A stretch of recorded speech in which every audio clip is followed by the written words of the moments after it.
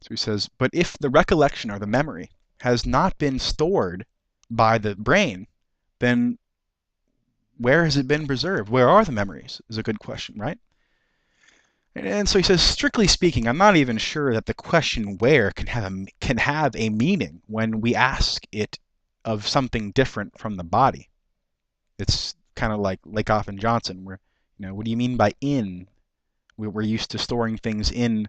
Well, actually, Bergson had this idea before Lakoff and Johnson. He said that we take our ideas from action and we try to use them for our metaphysics and to think about thought.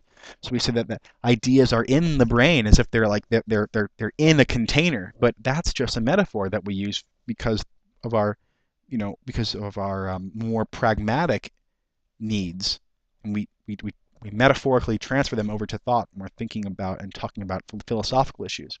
But that's not appropriate, Bergson says. So he says that really, strictly speaking, we're talking about memories. He's not sure the question where can have any meaning at all when we ask it of something different from a body, because memories are not things. Sensitive plates are stored in a box, and phonographic rolls in a cases. And you can say that CDs are stored in cases, and computer hard drives are in a tower, right, or in a computer tower. Hard drives are stored in the computer. But the question is, so that's fine. But why should recollections, which are neither visible nor tangible, need a container, and how could they even have one?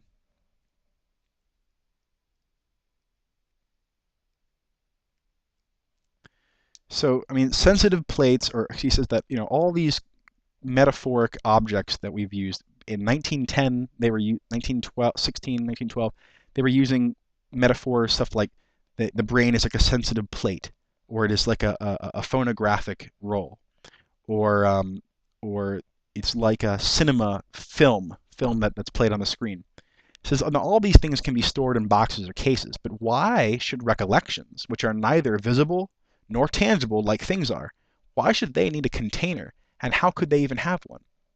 I will, however, accept, if you insist, but in a purely metaphorical sense, the idea of a container in which recollections are lodged, and I say then quite frankly they are in the mind. I make no hypothesis. I do not call aid to a mysterious entity. I confine myself to observation. For there is nothing more immediately given, nothing more evidently real than consciousness, and mind is consciousness. Now, consciousness signifies, before everything, memory. So, to all the people out there that are been talking about, what is consciousness? What is consciousness? And what do we mean by this? Here's one thing. This is Henri Bergson's explanation. He goes, now, the word consciousness signifies, before everything, memory.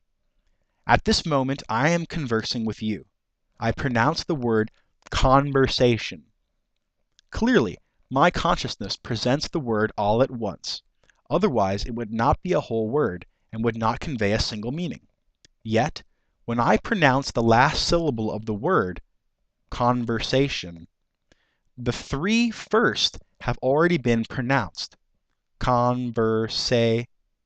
He says, when I pronounce the last syllable of the word, shun, the three first syllables have already been pronounced. They are past with regard to the last one, which must then be called the present. But I did not pronounce this last syllable, shun, instantaneously. The time, however short, during which I uttered it, is decomposable into parts, and all of these parts are past in relation to the last among them, shun. So converse is in the past, and then shun is the present, right? So this last moment would be the definitive present, were it not, in its turn, decomposable.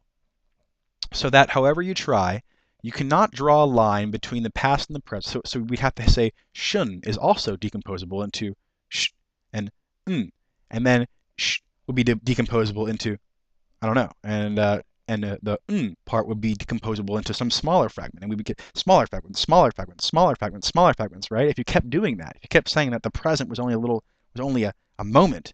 And we would never have a present. It wouldn't make sense. But he's arguing that conversation is given to you, although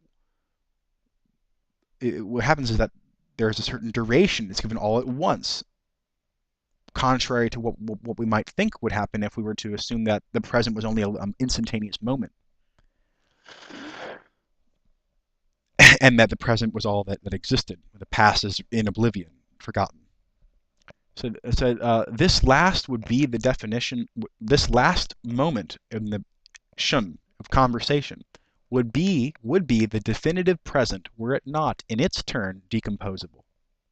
So that, however you try, you cannot draw a line between the past and the present, nor consequently between memory and consciousness. So consciousness is the present, and memory is the past. You can't draw a line between the two.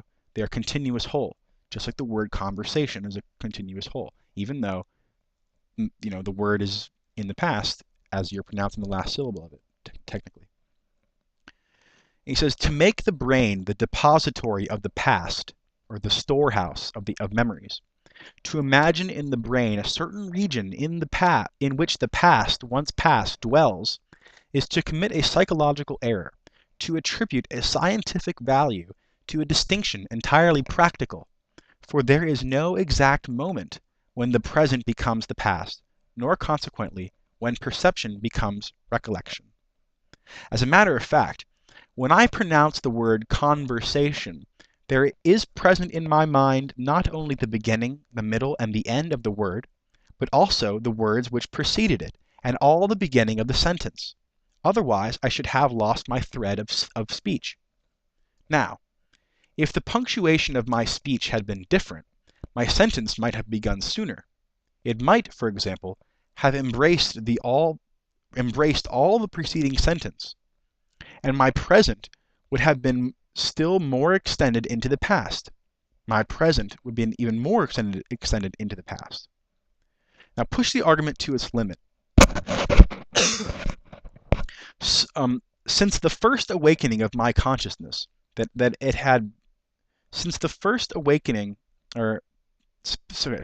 push the argument to its limit.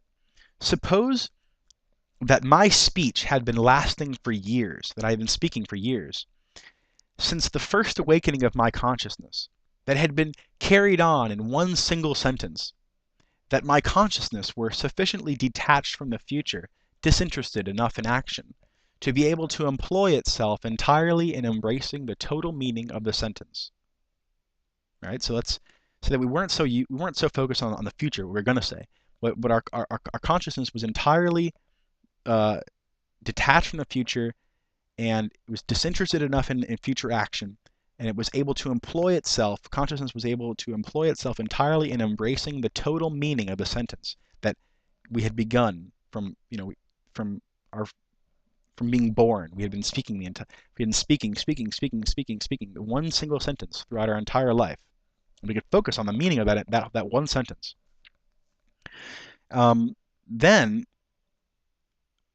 Then I should no more seek the explanation of the integral preservation of this entire past than I seek the explanation of the preservation of the three first syllables of conversation when I pronounce the last syllable. So we shouldn't wonder, since we don't wonder where the past has gone to the word conversation, since it's present, it's extended into, since there's no strict line between the past and the present. We wouldn't wonder, how is the past stored in our brain? We wonder, how does our brain store the past? Because it would be silly to ask that, because it's still there. The sentence is still being pronounced. You don't need to store the sentence. The sentence is still enduring.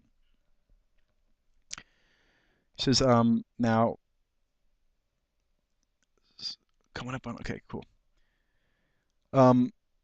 So I should no more seek the explanation of the integral preservation of this entire past than I seek the explanation of the preservation of the three first syllables of conversation when I pronounce the last syllable. Well, I believe that our whole psychical existence is something just like this single sentence, continued since the first awakening of consciousness, interspersed with commas, but never broken by full stops.